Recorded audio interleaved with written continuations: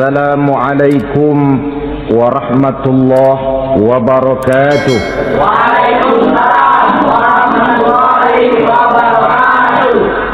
Bapak-bapak, ibu-ibu, saudara-saudara kaum muslimin rahimakumullah. Setiap orang menginginkan kebahagiaan dan tidak seorang pun menginginkan kesengsaraan dalam kehidupan ini. Namun nyatanya tidak setiap orang yang ingin bahagia mengetahui jalan yang harus ditempuhnya untuk sampai kepada kebahagiaan itu. Maka pada kesempatan pertemuan kali ini saya ingin menyampaikan sebuah hadis dari junjungan kita baginda Nabi besar Muhammad sallallahu alaihi wasallam yang termuat dalam kitab Mukhtarul Ahadits An-Nabawiyah, di mana beliau bersabda, arba'un min sa'adatil mar'i. Ada 4 perkara yang merupakan tanda dari orang bahagia. Saya mau tanya, di antara saudara-saudara yang hadir di sini, apa ada yang kepengen jadi orang sengsara? Ya. Seluruhnya tentu ingin mendapatkan kebahagiaan. Maka menurut resep dari Nabi kita, tanda orang bahagia itu 4. Jadi kalau saudara ingin bahagia harus mempunyai 4 perkara ini. Yang pertama, orang bahagia itu kata Nabi, darun wasi'un. Punya rumah biar bagus asal gede. Enak ngaturnya. Daripada sudah punya rumah kecil, adanya di pinggir kali, gubuk, kalau hujan bocor, miring lagi, kiamat. Loh, kalau gitu Islam materialis dong. Hadis ini boleh diartikan dengan makna hakiki, arti yang sebenarnya. Boleh diartikan dengan makna majazi, arti kiasan. Kalau dia diartikan dengan arti kias, maka yang dimaksud darun wasi'un ay qalbun wasi'un. Rumah yang luas tidak lain daripada hati yang lapang. Karena di situ kunci kebahagiaan yang sebenarnya. Walaupun kita cuma tinggal di petak berukuran 2 kali 3 meter, kalau hati kita luas-luas rasanya rumah itu. Tapi biar rumah kita halamannya saja puluhan ribu hektar, ada kolam renangnya, kamar tidurnya tidak lagi terhitung. Kalau hati yang menempati rumah itu sempit, maka akan terasa sempit jugalah rumah itu. Tempat bergantungnya tidak lain adalah hati. Marilah kita mencoba melihat berbagai pandangan orang tentang bahagia ini. Ada orang menyangka bahwa bahagia itu kalau dia mendapatkan harta yang sebanyak-banyaknya. Siapa yang banyak harta, dialah raja.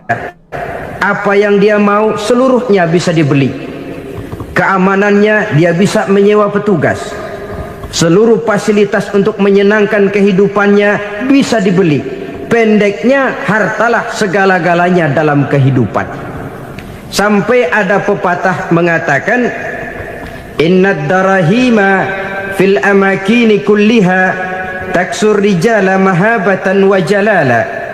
Sesungguhnya harta, dinar, dirham, uang di mana-mana selalu bikin hebat orang yang memilikinya. Coba lihat, orang yang punya duit sama yang enggak punya duit, jangan gaya hidupnya, gaya jalannya aja lain. Wahia lisanun liman arada fasahatan, wahia silahun liman arada qitala. Uang adalah senjata yang paling ampuh bagi orang yang mau pergi perang, dan lidah yang paling fasih bagi orang yang mau bicara. Kalau bicara dengan lidah macet, cobalah bicara dengan harta, lancar. Sampai ada pepatah demikian, segalanya bisa diatur dengan harta. Maka di kalangan orang yang berpandangan semacam itu, seluruh kegiatan hidupnya hanya terfokus kepada bagaimana mengumpulkan harta yang sebanyak-banyaknya.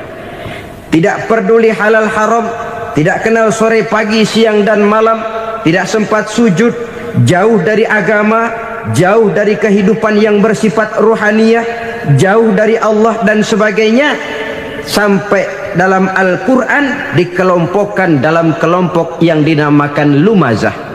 Allazi jama'a malahu wa'addadah yahsabu anna malahu akhladah.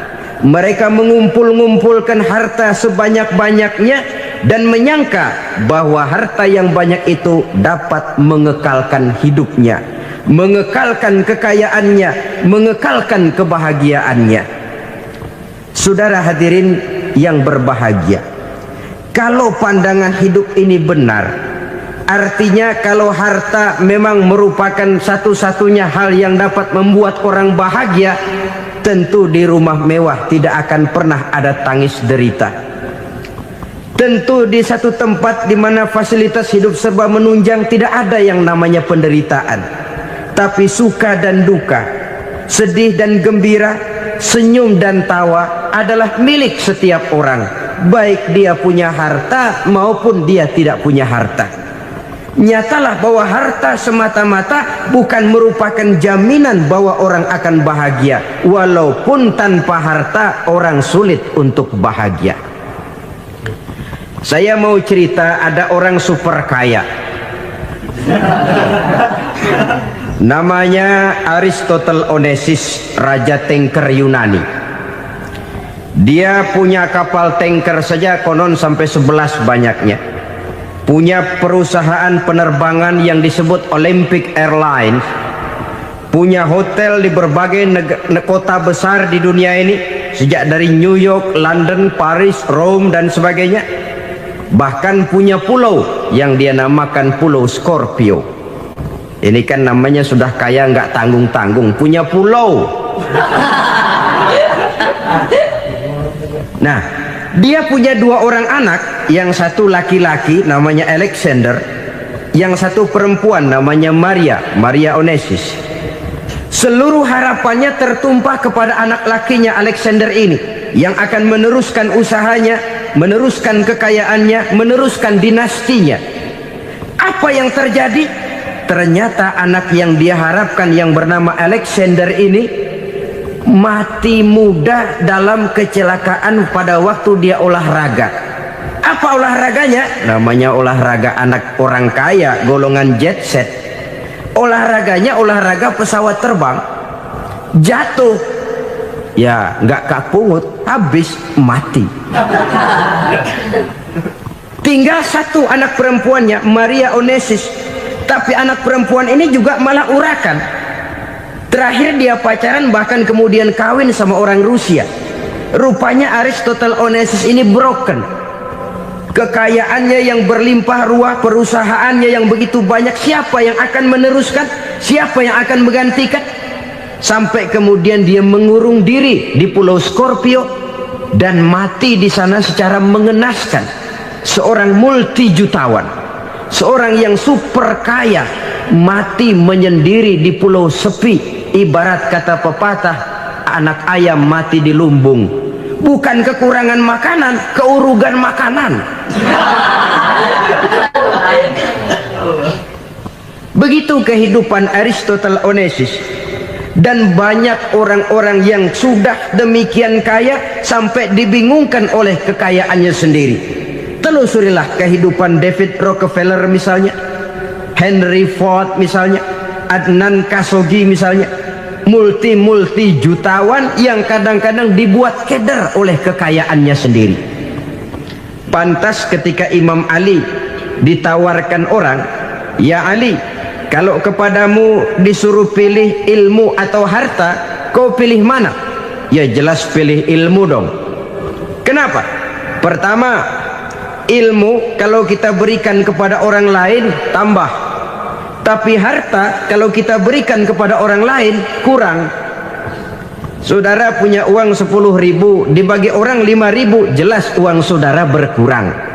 Tapi saudara punya ilmu, diberikan kepada orang lain bisa, saudara pun makin mantap. Tidak lantas jadi bodoh karena ngajarin orang. Saudara bisa Fatihah lalu mengajarkan orang Fatihah, orang bisa, saudara pun makin hafal. Tidak lantas setelah diajarin orang ilmunya hilang. Begitu datang dia minta orang, tolong ajarin saya Fatihah, udah habis, nggak ada.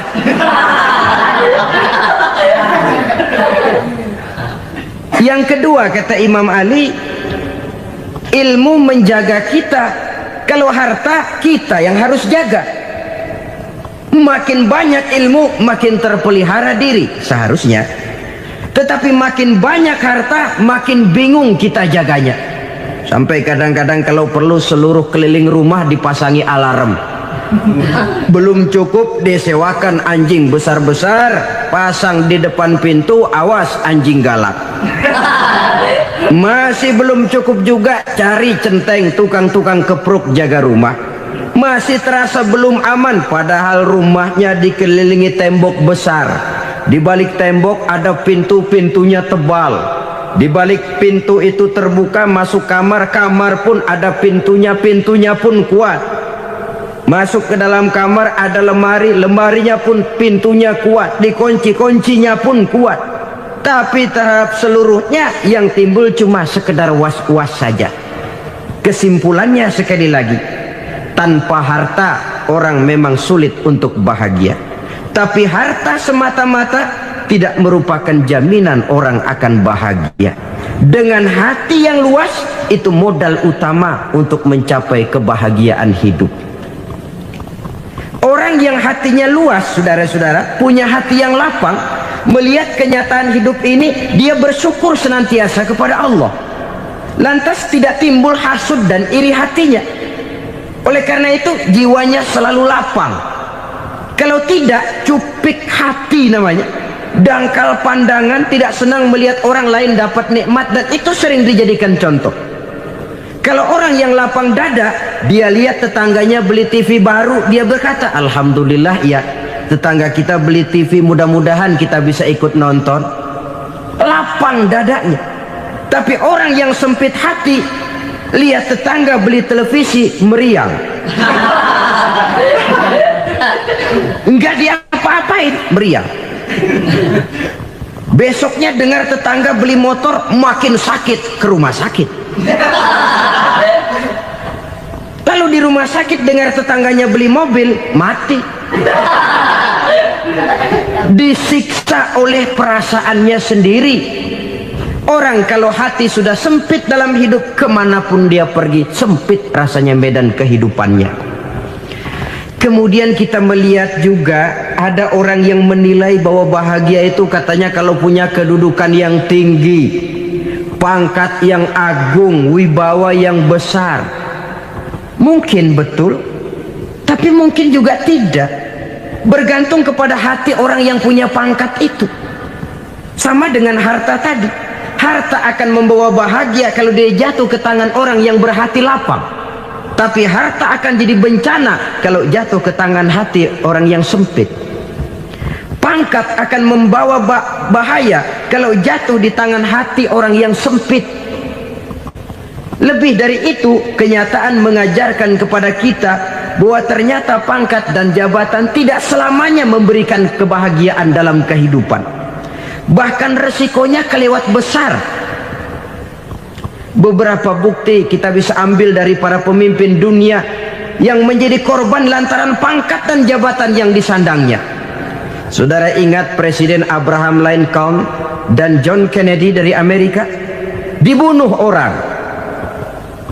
Park Chung-hee dari Korea Selatan, Ziaur Rahman dari Bangladesh, Anwar Sadat dari Mesir, terakhir Indira Gandhi dari India, menjadi korban dari pangkat dan jabatan yang disandangnya dari orang-orang yang tidak senang dia memegang jabatan itu. Dia akan mudah mengundang bencana. Sehingga pantas kalau seorang presiden terkemuka Amerika, Harry Truman namanya, dia mengatakan jabatan presiden itu, kata dia, seperti orang nunggang macan, naik macan. Harus kita taiki, kalau enggak dia bakal nerekam kita, ngeri katanya. Adapun orang yang hatinya lapang, kalau dia menerima pangkat dan jabatan, dianggapnya itu satu kesempatan untuk berbuat baik. Tapi orang yang berhati sempit, menerima pangkat dan jabatan, bukan kadang-kadang menerima, malah berusaha setengah mati mencapai dengan segala cara. Kalau perlu jilat atas, jilat atas. Jadi golongan sumuhun dawu. Jadi kelompok kulon nuwun, yes sir, yang kerjanya cuma oke bos. Kalau perlu jilat atas, jilat atas. Kalau perlu injak yang bawah, injak yang bawah. Perlu sikut kiri kanan, sikut kiri kanan. Yang penting pangkat dapat, jabatan dapat. Orang yang semacam ini, kalau sudah mempunyai pangkat dan jabatan, biasanya dia tidak menganggap itu sebagai amanah, tidak menganggap sebagai kesempatan berbuat baik, tapi malah kesempatan untuk memperturutkan hawa nafsunya yang dilatar belakangi oleh kesempitan hatinya tadi. Apalagi kalau orang memperoleh pangkat karena banyak mengeluarkan uang, seakan-akan pangkat dan jabatan itu sekarang macam proyek pakai tender. Siapa yang berani bayar segini naik, nggak berani minggir.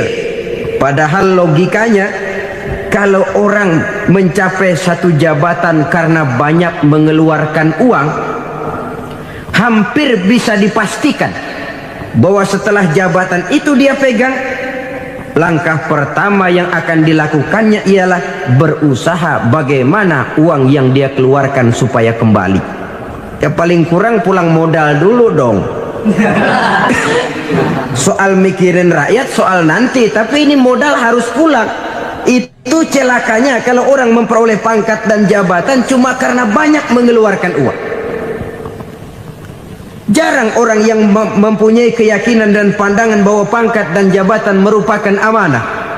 Jadi sekali lagi, pangkat dan jabatan mungkin saja membawa kebahagiaan kalau jatuh ke tangan orang yang berhati lapang, tapi bisa jadi bencana kalau dia jatuh ke tangan orang yang mempunyai hati yang sempit. Dan lagi-lagi stresnya hati yang lapang. Lalu sebagian orang, saudara, ada yang berpandangan katanya bahagia itu kalau jadi orang terkenal, mempunyai popularitas, menjadi idola di kalangan remaja, di kalangan orang tua, di segala lapisan masyarakat. Padahal makin populer orang, makin terikat dia. Ya kalau macam kita ini kan nggak punya nama, nggak populer, tengah malam buta mau nongkrong di warung Tegal aman. Tapi pangkat, jabatan, kedudukan, popularitas menyebabkan kita diikat dengan berbagai macam peraturan. Cuma mandi sama ke WC saja yang nggak dikawal.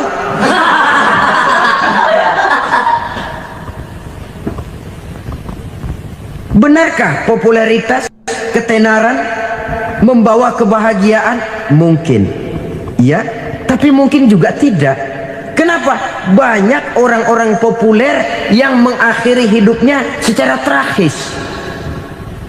Kita ambil beberapa nama. Di Amerika tahun 60-an ada bintang seksi paling terkenal yang dijuluki sex bomb, bom seksi. Sampai sekarang jadi legenda, namanya Marilyn Monroe.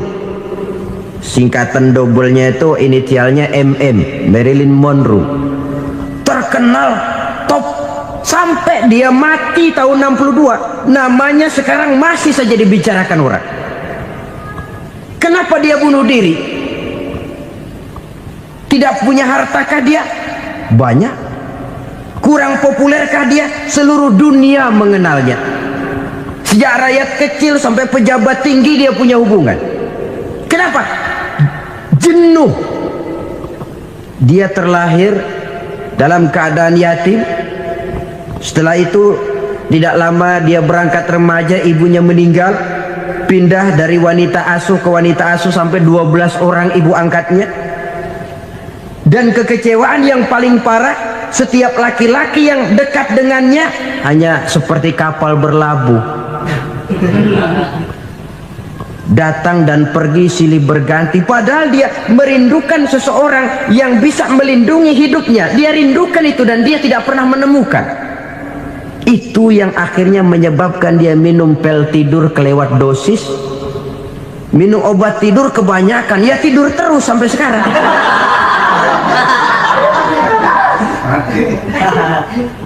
Dia mengakui, saya telah memiliki ketenaran, tapi saya tidak pernah hidup dalam ketenaran itu.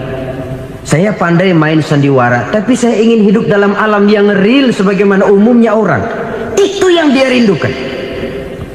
Menyusul jejak yang namanya Marilyn Monroe ini, Billie Holiday, saudara kenal tentu, di rumah sakit dirawat. Dia juga minum obat overdosis, mati lagi. Jimi Hendrix minum obat tidur overdosis kelewat batas, mati lagi. Lalu yang menghanyutkan diri di danau, Janis Joplin dan Brian Jones. Ini orang-orang populer, orang-orang terkemuka yang mengakhiri hidup secara tragis, bukan karena tidak terkenal, mungkin karena sudah saking terkenalnya. Contoh paling belakangan, Bruce Lee. Wah, ini tukang-tukang kepruk tentu kenal siapa dia. Sampai sekarang pun tabir kematiannya masih merupakan misteri.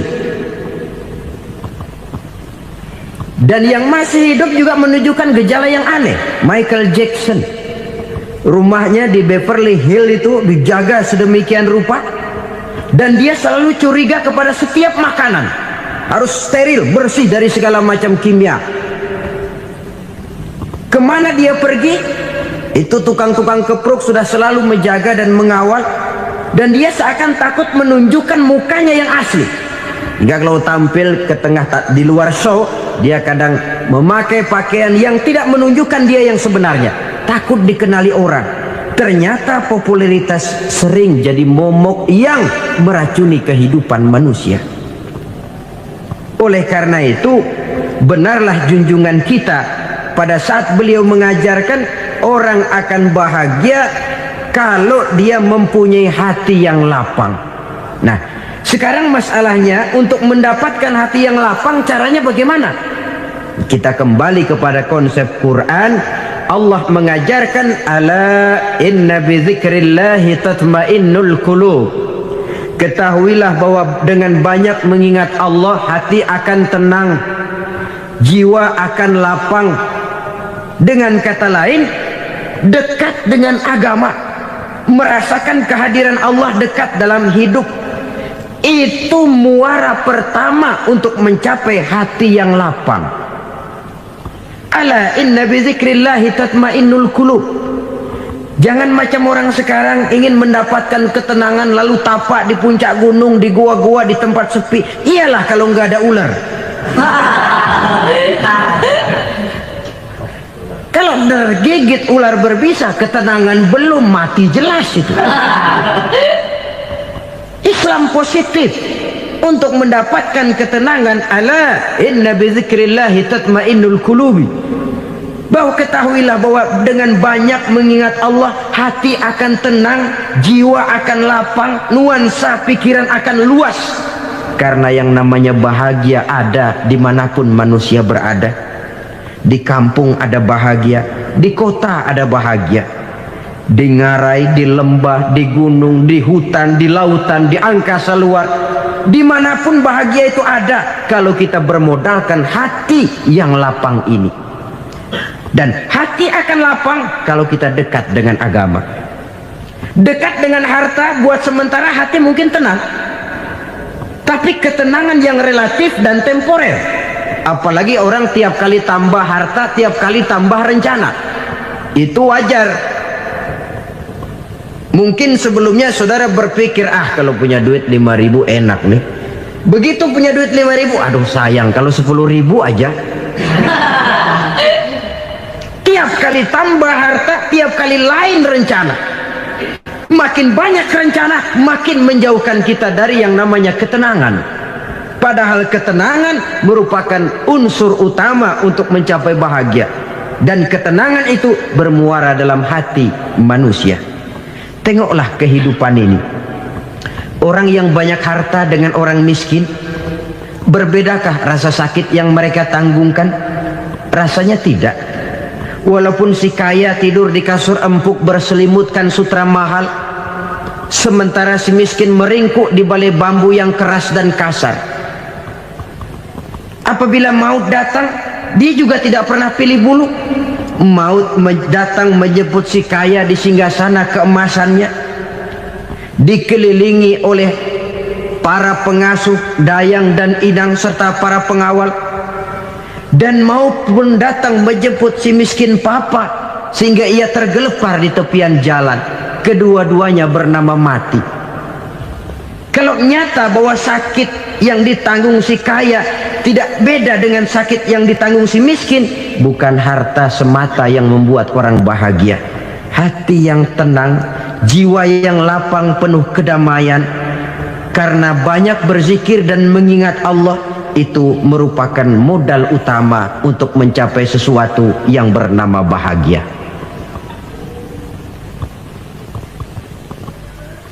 Saudara hadirin yang saya hormati, inilah yang pertama dari 4 ciri yang digambarkan oleh Nabi tentang tanda-tanda orang bahagia. Dan harus berangkat dari yang pertama ini, hati yang lapang. Ini yang harus kita miliki lebih dahulu, baru nanti akan menyusul kepada poin yang ketiga, kedua dan selanjutnya.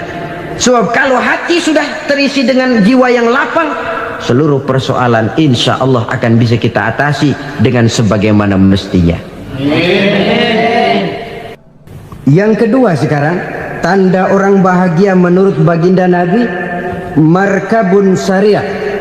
Orang bahagia itu, kata beliau, punya kendaraan biar cepat asal lancar. Artinya kemana dia mau pergi mudah. Apa maksud hadis ini? Kalau kita kaji lebih dalam, kendaraan itu kan alat transportasi. Transportasi tidak lain adalah usaha memudahkan komunikasi. Pindah dari situ kepada teori bahwa manusia adalah zon political, makhluk bermasyarakat yang tidak bisa memenuhi kebutuhan hidupnya secara sendirian. Kita memerlukan keberadaan orang lain dalam kehidupan ini. Untuk memakai baju saja kita sudah perlukan petani yang tanam kapas, pabrik yang memintal kapas jadi benang, pabrik yang menenun benang jadi kain, sampai kepada mesin jahit, sampai kepada tukang jahit. Itu cuma untuk memakai pakaian saja. Tidak seorang pun di antara kita yang sanggup memenuhi kebutuhan hidupnya secara sendiri. Kita perlu orang lain. Maka kebebasan dalam arti mutlak, kebebasan tanpa batas, itu tidak mungkin ada dalam kehidupan. Karena kita mengadakan yang disebut interaksi sosial. Setiap kegiatan kita tentu melibatkan orang lain.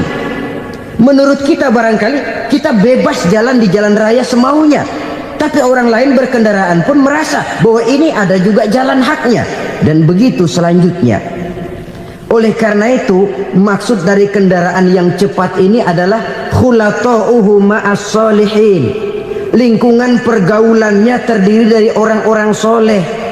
Pergaulannya luas. Kemana dia pergi ada temannya. Kesulitannya ada tempat dia cerita. Dan kesulitan kalau sudah diceritakan kepada orang lain, taruh kata orang itu tidak bisa menolong, namun menceritakannya kepada orang yang kita percayai, kan paling kurang sudah mengurangi beban jiwa, mengurangi tanggungan batin, merasa masih ada tempat kita cerita. Maka lebih baik orang awam yang mau bergaul ketimbang orang setengah alim tapi ngunci pintu.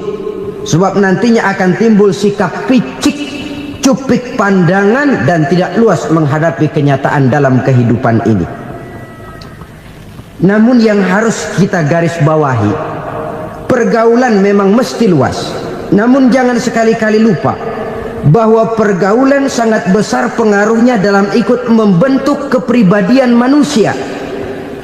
Sehari-hari bisa kita bilang, kalau kita dekat sama tukang minyak wangi, sekalipun nggak dibagi minyaknya, baunya tentu dapat. Betul? Betul. Tapi dekat sama tukang elas, walaupun nggak kena apinya, asapnya mesti kena.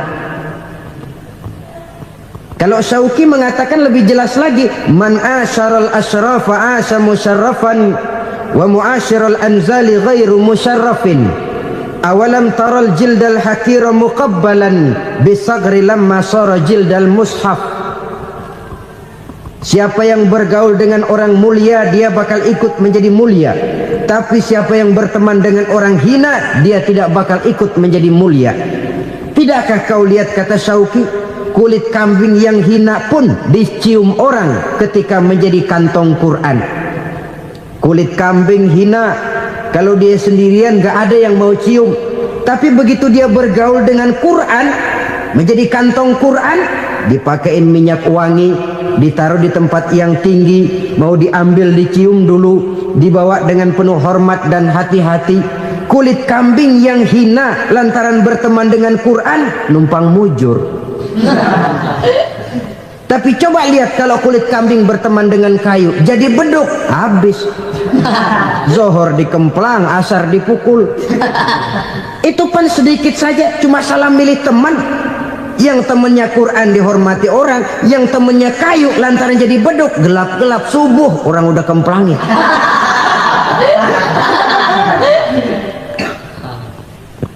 Maka terutama kepada adik-adik remaja yang masih mencari identitas diri, yang ibarat kaset masih kaset kosong, mudah diisi oleh apapun, pandai-pandailah memilih teman dalam bergaul.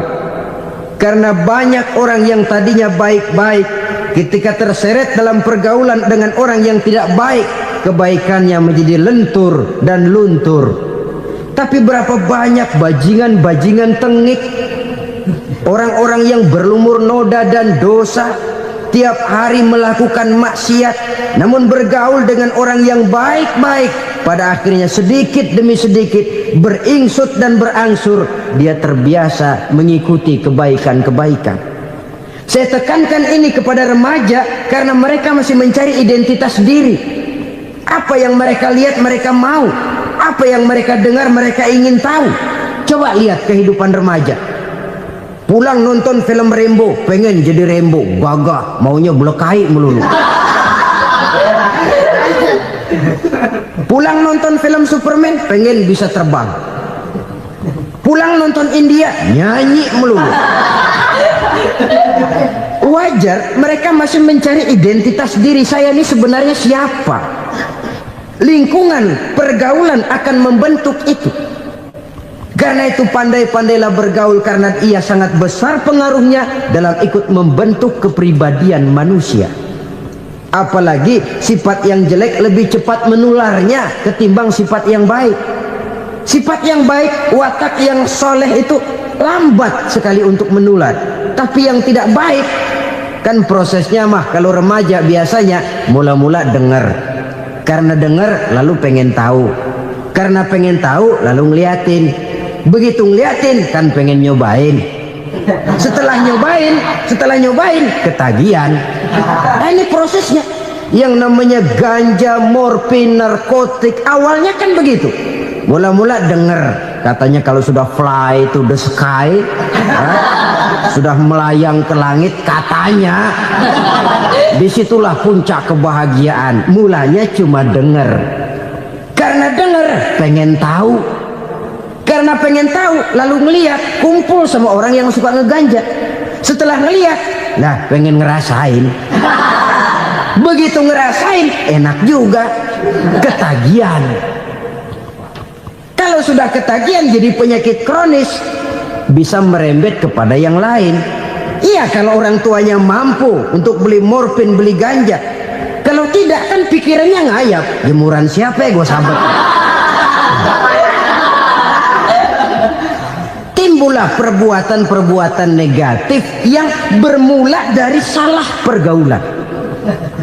Apalagi buat adik-adik remaja yang tinggal di kota-kota besar, yang pengaruh budaya, pengaruh kesenian, pengaruh struktur kehidupan yang nampak makin individualistis, di mana persaingan tajam, tensi ekonomi tinggi, orang mudah mengalami stres. Pandai-pandailah dalam bergaul, sekali lagi, karena ia sangat besar pengaruhnya dalam ikut membentuk kepribadian manusia. Orang bahagia punya kendaraan yang cepat, artinya punya pergaulan yang luas, dan lingkungan pergaulannya terdiri dari orang-orang yang soleh. Kemana dia pergi ada teman, kesulitannya ada tempat dia cerita. Tapi kalau sudah menyendiri, hidup sendiri, kesulitan dipikiri sendiri, bisa mati belum waktunya. Tidak ada tempat berbagi rasa, tidak ada tempat bercerita, tidak ada tempat mengurangi beban dalam kehidupan. Pantas betul kalau Islam sangat menggalakkan dan menganjurkan orang kalau sudah sampai waktunya itu untuk melangsungkan nikah. Kata Nabi, ya ma'syaras syabab man istata'a minkumul ba'at falyatazawwaj.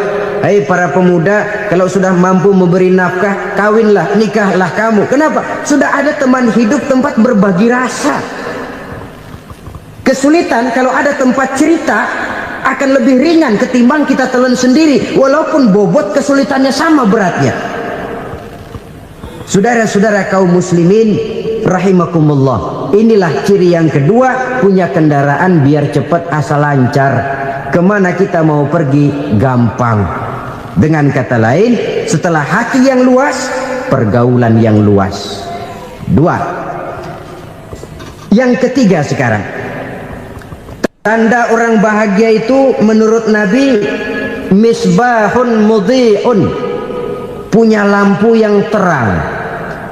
Oh, itu enggak problem. Sekarang sudah zamannya listrik masuk desa, Pak. Lampu sudah terang semua. Betul, kalau itu yang dimaksud. Tapi tidak cuma itu. Karena lampu yang dimaksud di sini, lampu yang akan menerangi seluruh perjalanan hidup. Dan perjalanan hidup itu sudah dimulai sejak kita terlahir ke alam ini, sampai masuk ke alam barzah, kumpul di padang mahsyar, sampai ke akhirat. Lampu yang menerangi itu yang diperlukan. Kalau lampu, katakanlah yang paling top sekarang kan lampu jenis Mercury. Taruhlah itu di rumah kita, dia cuma menerangi rumah kita, menerangi hati pun tidak sanggup. Bila kita masuk ke alam barzah, alam kubur, sanggupkah si Mercury yang begitu terang menerangi alam barzah kita? Tidak sanggup lagi. Sanggupkah lampu yang ratusan watt, bahkan puluhan ribu watt menerangi kehidupan di padang mahsyar? Tidak akan sanggup lagi. Kalau demikian, yang dimaksud lampu yang terang di sini apa? Tidak lain amal soleh, kebajikan yang kita lakukan dalam hidup. Itu yang akan jadi lampu penerang. Di dunia nama kita akan terang, jasad kita boleh hancur terkubur tanah, tapi nama kita akan dikenang orang. Begitulah kalau orang meninggalkan kebajikan dalam hidup seperti sekarang. Ribuan orang tiap saat berziarah ke kubur Imam Syafi'i, ke kubur Imam Malik, ke kubur Imam Ghazali, ke kubur orang yang baik-baik, orang yang soleh-soleh. Kebajikannya yang ditinggalkan, yang mengukir namanya dengan tinta emas, sehingga saudara sudah terbaring di alam kubur. Orang lewat, Allah, ini kuburannya Fulan bin Fulan, dulu ini kebaikannya Masya Allah, saya ikut merasakan. Mari kita mampir sebentar, kita Fatihah, mohon disampaikan Allah pahalanya kepada almarhum. Al-Fatihah. Itu kalau orang baik-baik. Lalu saudara tanya, Pak, orang mati dikirimin Fatihah apa nyampe pahalanya? Saya jawab, kalau saudara nggak percaya, mati dulu dah. Nanti saya Fatihain, tungguin di sana, umpama nggak sampai balik lagi kemari. Sekarang ini kan maunya otak-otakan saja, kalau nggak masuk otak nggak percaya. Padahal alam gaib itu nggak bisa diotak-otakin. Sama saja dengan saudara pernah dengar cerita kapal Tampo Mas tenggelam kan? Pernah nggak? Di mana? Ya, di laut Masalembo. Begitu ke Tampo Mas tenggelam, ratusan penumpang itu terjun ke laut, dipermainkan gelombang, berjuang menghadapi maut itu. Orang lagi timbul tenggelam di lautan, dihantam ombak, kita tengokin pakai helikopter. Pak, lagi timbul tenggelam ya? Iya, tolongin. Jangan khawatir Pak, nih saya kirim intan Pak, harganya 10 juta. Kira-kira orang yang timbul tenggelam di laut seneng nggak? Tidak. Kan mahal toh intan 10 juta. Kenapa dia nggak senang? Karena intan 10 juta dalam kondisi seperti itu tidak sanggup menyelamatkan dia. Dia akan girang kalau dikirimin ban mobil bekas, dikirimin papan terentang atau bambu. Intan yang 10 juta dia nggak girang, ban mobil bekas yang 1000 perak tuh pegang, itu yang dia girang betul. Inilah sebabnya Nabi berkata, mal mayyitu fi qabrihi illa kal ghariqil mutaghawwis. Orang yang meninggal di alam kuburnya seperti orang timbul tenggelam di lautan. Yantaziru da'watan min ahli, menunggu doa dari keluarganya yang masih hidup. Duh, bapak saya sudah meninggal, saya sayang benar sama dia. Kirimin kulkas ke kuburannya Itu sama saja dengan tadi orang tenggelam di lautan dikirimi intan yang harganya 10 juta, ndak sampai. Begitulah kalau kebajikan yang kita tinggalkan dalam hidup, sudah mati pun kubur kita masih diziarahi orang. Tapi kalau jahat yang kita tinggalkan, boro-boro lah orang mau doa lewat dekat kuburan kita juga serem. Tuh bajingan no, dulu mati dipendem di situ tuh. Jangan lewat situ, ntar kesurupan, jangan. Lewat saja orang ngeri. Konon lagi membacakan Fatihah dan mengirimkan doa. Hidup pada hakikatnya adalah kesempatan untuk berbuat baik. Maka sekali kesempatan itu diberikan, manfaatkan dengan sebaiknya. Sebab kesempatan kedua tidak akan pernah ada. Kesempatan berbuat baik di sini, di akhirat sudah pembalasan namanya. Sekali kesempatan itu dicabut, dia tidak akan pernah dikembalikan lagi. Kata Iqbal, hidup tidak mundur ke belakang, Bung. Berhenti diinjak orang, mundur hancur. Tidak ada kata mundur dalam hidup ini. Berhenti diinjak orang, mundur kecebur. Tidak ada kata lain. Harus maju dalam kehidupan, dalam artian yang positif. Hidup adalah kesempatan untuk mengumpulkan kebajikan yang sebanyak-banyaknya. Di situ nilai daripada manusia. Sekarang ini memang nggak kelihatan kok, orang yang banyak pahala sama yang banyak dosa nggak kelihatan kok. Barangkali kalau habis bikin dosa palanya pada benjol, mungkin orang takut sama dosa. Tapi sekarang sama saja, orang yang banyak dosa dengan yang nggak banyak dosa jalan bareng dari belakang, sama, nggak kelihatan beda. Tapi ada waktunya di mana pahala memegang peranan, di mana dosa diperlihatkan. Sama saja kalau kita bawa mobil siang, lampu kan nggak begitu berfungsi. Apa lalu bilang, alah ini lampu berat-beratin, copot-copotin aja dah. Tidak perlu begitu. Kenapa? Pada satu saat malam senja akan datang. Bila matahari terbenam, senja pun datang, gelap mulai merayap, disitulah baru terasa perlunya lampu. Pahala begitu. Sekarang orang yang nggak ada pahalanya nggak kelihatan dalam kehidupan. Tapi pada satu saat senja kehidupan akan datang. Ajal merenggut nyawa, malam merayap, dan hidup mulai diliputi kegelapan di alam barzah. Dikala itu kalau nggak punya lampu, alangkah malangnya kita. Sebab amal yang baik, kata Nabi, di alam barzah itu akan diciptakan menjadi perempuan yang cantik menemani kita. Amal yang jahat akan menjadi orang yang paling jelek nemenin kita. Udah di tempat gelap yang nemenin jelek.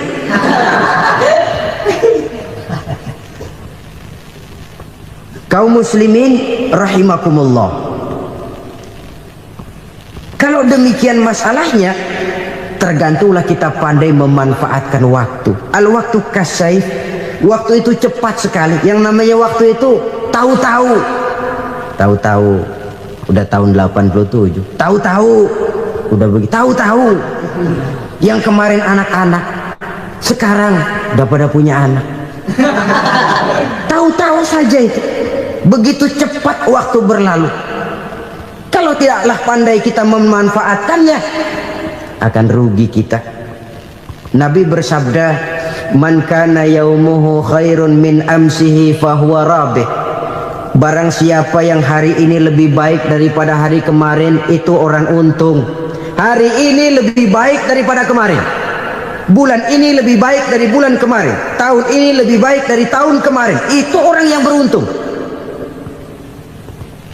Tahun kemarin sembayangnya maghrib doang, sekarang udah tambah isya.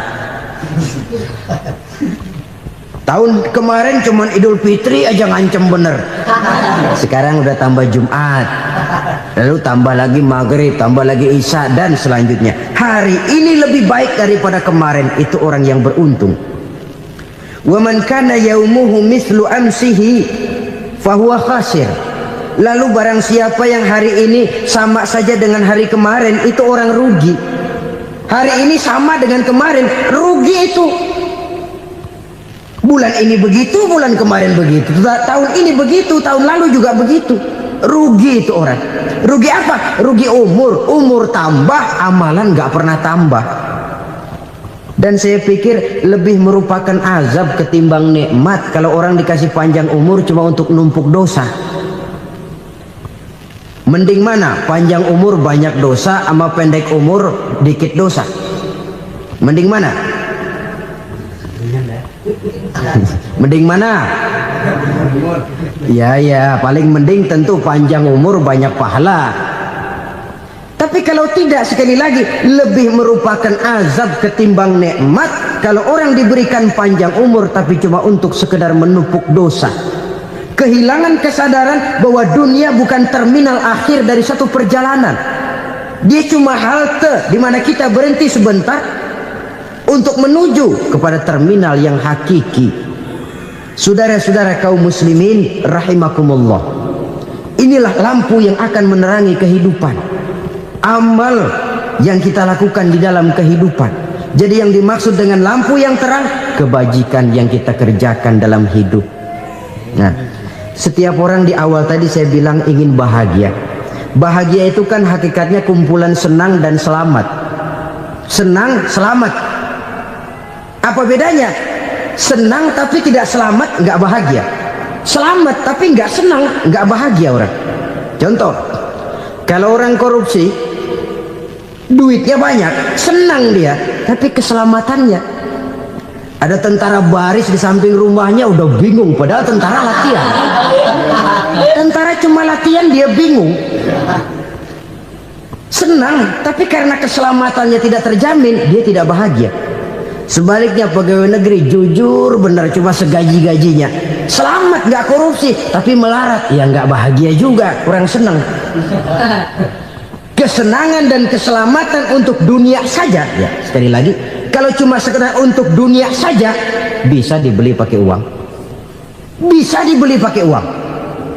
Saudara ingin selamat, bisa dibeli pakai uang. Saudara ingin senang, bisa dibeli dengan uang. Tapi setelah mati masuk ke alam barzah, habis kekuasaan uang. Nggak bisa lagi beli keselamatan pakai uang, tidak mungkin lagi membeli kesenangan dengan uang. Di situ pahala yang megang peranan. Makin banyak pahala, makin banyak saham untuk membeli kesenangan dan keselamatan, untuk memperoleh yang namanya bahagia. Dan jangan lupa loh, di alam barzah kita nggak sebentar, menunggu datangnya kiamat. Loh iya, kalau kita begitu dikuburin terus kiamat datang, untung. Tapi kalau masih harus 1000, 2000, puluhan ribu tahun yang akan datang, dalam satu penantian yang begitu lama, tanpa saham untuk memperoleh kebahagiaan, satu kemalangan yang tidak ada pernah putus-putusnya. Janganlah tergelincir oleh kebahagiaan sebentar yang menipu dengan mengorbankan kebahagiaan hakiki yang berjangka panjang. Apa artinya senyum sejenak kalau harus ditebus dengan tangis seumur hidup? Biarlah kita minum jamu, pahit memang, getir memang, tapi kan besok badan sehat. Daripada sekarang minum sirup, manis memang, enak memang, tapi bibir pada jontor besoknya. Sirawan, batuk, nggak karu-karuan. Banyak orang tertipu oleh kesenangan yang sebentar, Padahal laisa kullu ma yalma'u zahaban. Belum tentu semua yang berkilat itu emas. Belum tentu semua yang gemerlap itu intan. Karena itu marilah manfaatkan kesempatan yang diberikan Allah ini untuk mengumpulkan kebajikan yang sebanyak-banyaknya. Yang terakhir sekarang, yang keempat, tanda orang bahagia kata Nabi. Zaujatun salihah. Orang bahagia itu tanda yang keempat kata Nabi, punya istri biar cakep asal taat. Sudah surga itu sudah. Cakep taat. Istri kayak gitu, kalau belum mati jangan dikuburin dulu. Sudah cakep taat lagi. Tapi kadang-kadang enggak, udah jelek ngadat melulu. Apa yang mau dipilih? Sebab itu Quran mengatakan istri pakaian untuk suami, suami pakaian untuk istri.